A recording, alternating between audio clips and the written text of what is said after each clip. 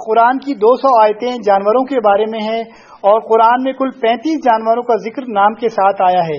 ان میں مختلف نوعیت کے جاندار شامل ہیں جو زمین پر چلتے پھرتے رینگتے اور ہوا میں اڑتے ہیں۔ ان میں پرندے، حشرات، جنگلی و پالتو جانور وغیرہ شامل ہیں۔ قرآن میں 4 پرندوں کا ذکر ہے: بٹیر، ہدہد، کوا اور ابابیل۔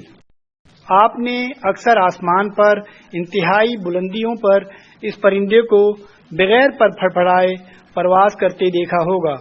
یہ ایک چھوٹی سی چڑیا ہے جس کا پر سیاہ اور سینہ سفید ہوتا ہے۔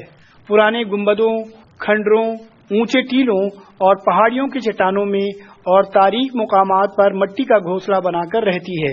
اس کے اڑنے کی طاقت بے مثال ہوتی ہے۔ یہ پرندہ اپنی پرواز کے دوران کھا بھی سکتا ہے۔ واضح رہے کہ چھوٹی جسامت ہونے کے باوجود ابابیل سوئفٹ کا شمار دنیا کے بلند پرواز اور تیز رفتار پرندوں میں کیا جاتا ہے۔ جب یہ پرندہ اپنی نسل نہیں بڑھاتا تو اس دوران 10 ماہ کے عرصے میں 99% وقت پرواز کرتا رہتا ہے۔ دلچسپ امر یہ ہے کہ سوئفٹ پرندوں کی زندگی بھی طویل ہوتی ہے اور ایک پرندہ اوسطاً 20 سال تک زندہ رہتا ہے۔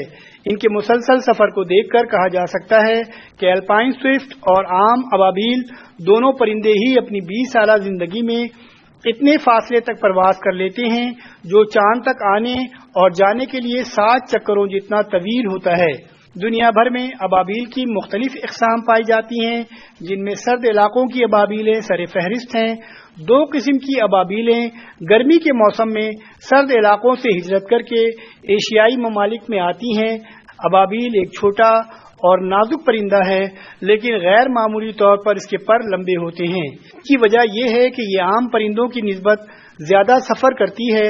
اس کے پنجے نہایت کمزور ہوتے ہیں جس کی وجہ سے یہ دوسرے پرندوں کی طرح زمین پر بھاگ دوڑ نہیں سکتی۔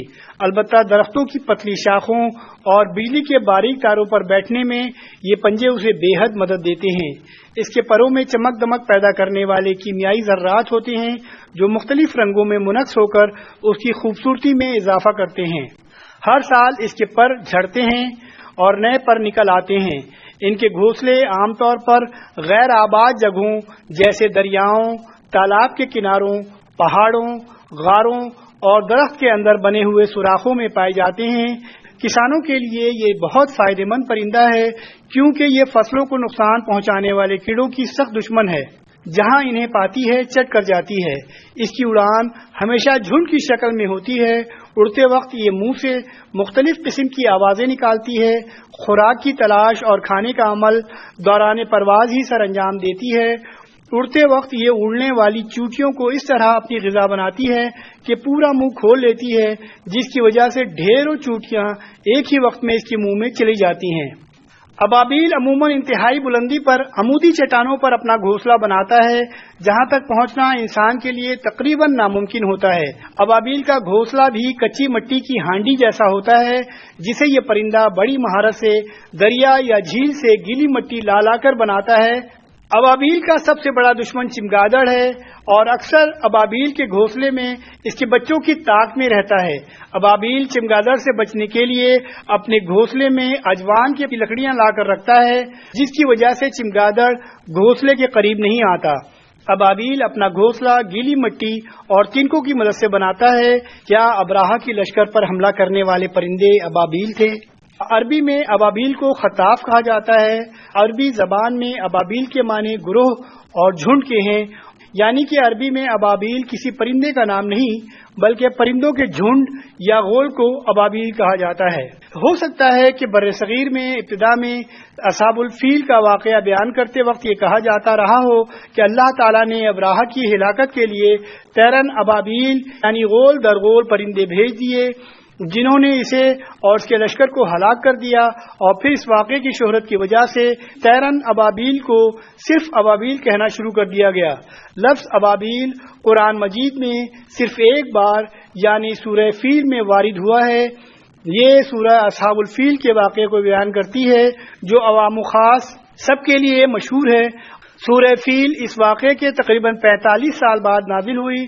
کفار جو ہمیشہ حضرت صلی اللہ علیہ وسلم کو جھٹلانے کی کوشش میں رہتے تھے، اگر یہ واقعہ غلط ہوتا تو ضرور اس کی تکذیب کرتے اور اعلانیہ اس کی تردید کرتے، لیکن ایسا نہیں ہوا۔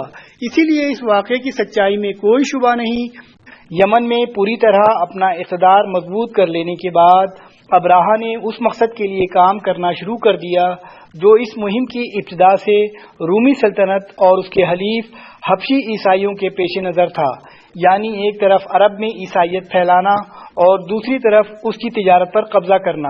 ابراہہ نے اس مقصد کے لیے تھنا میں ایک عظیم الشان کلیسا تعمیر کروایا۔ تکمیل کے بعد اس نے شاہ حبش کو لکھا کہ میں عربوں کا حج کعبہ سے اس کلیسا کی طرف موڑے بغیر نہ رہوں گا۔ اس نے یمن میں علل اعلان اپنے اس ارادے کا اظہار کیا اور اس کی منادی کرا دی اس کو مکہ پر حملہ کرنے اور کعبے کے منہدم کر دینے کا بہانہ مل جائے کہ اس کے اس اعلان پر غضبناک ہو کر ایک عرب نے کسی نہ کسی طرح کلیسا میں گھس کر رفع حاجت کر ڈالی۔ جب ابراہہ کے پاس یہ رپورٹ پہنچی کہ کعبے کے معتقدین نے اس کے کلیسا کی یہ توہین کی ہے تو اس نے قسم کھائی کہ میں اس وقت تک چین نہ لوں گا جب تک کعبے کو ڈھا نہ دوں۔ اس کے بعد وہ سن 570 یا 571 عیسوی میں 60,000 فوج اور 13 ہاتھی لے کر مکے کی طرف روانہ ہوا۔ راستے میں پہلے یمن کے ایک سردار ذو نفر نے عربوں کا لشکر جمع کر کے اس کی مزاحمت کی، مگر وہ شکست کھا کر گرفتار ہو گیا۔ طائف کے قریب پہنچا تو بنی ثقیف نے محسوس کیا کہ اتنی بڑی طاقت کا وہ مقابلہ نہ کر سکیں گے اور ان کو خطرہ لاحق ہوا کہ کہیں وہ ان کے معبود لات کا مندر بھی تباہ نہ کر دے۔ چنانچہ ان کا سردار مسعود ایک وفد لے کر ابراہہ سے ملا اور اس نے کہا ہمارا بت خدا وہ معبود نہیں جسے آپ ڈھانے آئے ہیں، وہ تو مکہ میں ہے، اس لیے آپ ہمارے معبود کو چھوڑ دیں، ہم مکہ کا راستہ بتانے کے لیے آپ کو نظرقہ فراہم کر دیتے ہیں۔ ابراہہ نے یہ بات قبول کر لی اور بنی ثقیف نے ابو رغال نامی ایک آدمی کو اس کے ساتھ روانہ کر دیا۔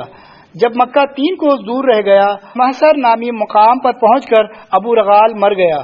محمد بن اسحاق کی روایت ہے کہ مغمس سے ابراہہ نے اپنے مقدمہ الجیش کو آگے بڑھایا اور وہ اہل تہامہ اور قریش کے بہت سے مویشی لوٹ لے گیا، جن میں رسول اللہ صلی اللہ علیہ وآلہ وسلم کے دادا عبد المطلب کے بھی 200 اونٹ تھے۔ انہوں نے اس کے بعد اس نے اپنے ایک ایلچی کو مکہ بھیجا اور اس کے ذریعے سے اہل مکہ کو یہ پیغام دیا کہ میں تم سے لڑنے نہیں آیا ہوں بلکہ اس گھر کو ڈھانے آیا ہوں، اگر تم نہ لڑو تو میں تمہاری جان و مال سے کوئی تعرض نہ کروں گا۔ نیز اس نے اپنے ایلچی کو ہدایت کی کہ اہل مکہ اگر بات کرنا چاہیں تو ان کے سردار کو میرے پاس لے آنا۔ مکے کے سب سے بڑے سردار اس وقت عبد المطلب تھے۔ ایلچی نے ان سے مل کر ابراہہ کا یہ پیغام پہنچایا۔ انہوں نے کہا کہ ہم میں ابراہہ سے لڑنے کی طاقت نہیں ہے، یہ اللہ کا گھر ہے، وہ چاہے گا تو اپنے گھر کو بچا لے گا۔ ایلچی نے کہا آپ میرے ساتھ ابراہہ کے پاس چلیں۔ وہ اس پر راضی ہو گئے اور وہ اس کے ساتھ چلے گئے۔ وہ اس قدر وجیح اور شاندار شخص تھے کہ ان کو دیکھ کر ابراہہ بہت متاثر ہوا اور اپنے تخت سے اتر کر ان کے پاس آ کر بیٹھ گیا۔ پھر پوچھا کہ آپ کیا چاہتے ہیں؟ انہوں نے کہا میرے جو اونٹ پکڑ لیے گئے ہیں وہ مجھے واپس دے دیے جائیں۔ ابراہہ نے کہا آپ کو دیکھ کر تو میں بہت متاثر ہوا تھا، مگر آپ کی اس بات نے آپ کو میری نظر سے گرا دیا کہ آپ اپنے اونٹوں کا مطالبہ کر رہے ہیں اور یہ گھر جو آپ کا دین آبائی کا مرجع ہے اس کے بارے میں کچھ نہیں کہتے۔ انہوں نے کہا میں تو صرف اپنے اونٹوں کا مالک ہوں اور انہی کے بارے میں آپ سے درخواست کر رہا ہوں، رہا یہ گھر تو اس کا ایک رب ہے، وہ اس کی حفاظت خود کر لے گا۔ ابراہہ نے جواب دیا وہ اس کو مجھ سے نہ بچا سکے گا۔ عبد المطلب نے کہا آپ جانیں اور وہ جانے۔ یہ کہہ کر وہ ابراہہ کے پاس سے اٹھائے اور اس نے ان کے اونٹ واپس کر دیے۔ بہرحال یہ امر بالکل واضح ہے کہ مکہ اور اس کے آس پاس کے قبائل اتنی بڑی فوج سے لڑ کر کعبے کو بچانے کی طاقت نہ رکھتے تھے، اس لیے یہ بات بالکل قابل فہم بات ہے کہ قریش نے اس کی مزاحمت کی کوئی کوشش نہ کی۔ قریش کے لوگ تو جنگ احزاب کے موقع پر مشرک اور یہودی قبائل کو ساتھ ملا کر زیادہ سے زیادہ 10-12 ہزار کی جمعیت فراہم کر سکتے تھے، وہ 60,000 فوج کا مقابلہ کیسے کر سکتے تھے؟ محمد بن اسحاق بیان کرتے ہیں کہ ابراہہ کی لشکر گاہ سے واپس آ کر عبد المطلب نے قریش والوں سے کہا اپنے بال بچوں کو لے کر پہاڑوں میں چلے جائیں تاکہ ان کا قتل عام نہ ہو جائے۔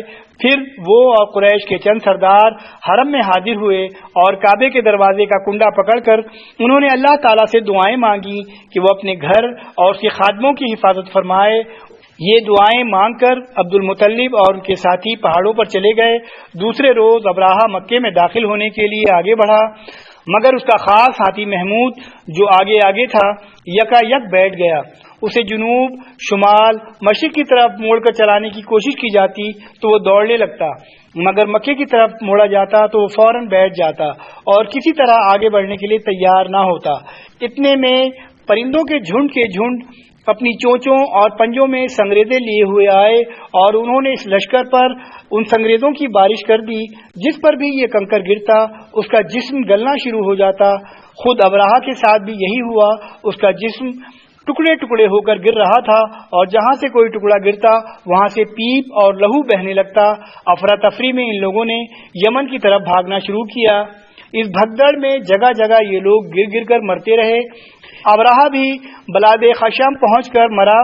جس سال یہ واقعہ پیش آیا اہل عرب اسے عام الفیل یعنی ہاتھیوں کا سال کہتے ہیں، اور اسی سال رسول اللہ صلی اللہ علیہ وسلم کی ولادت مبارکہ ہوئی۔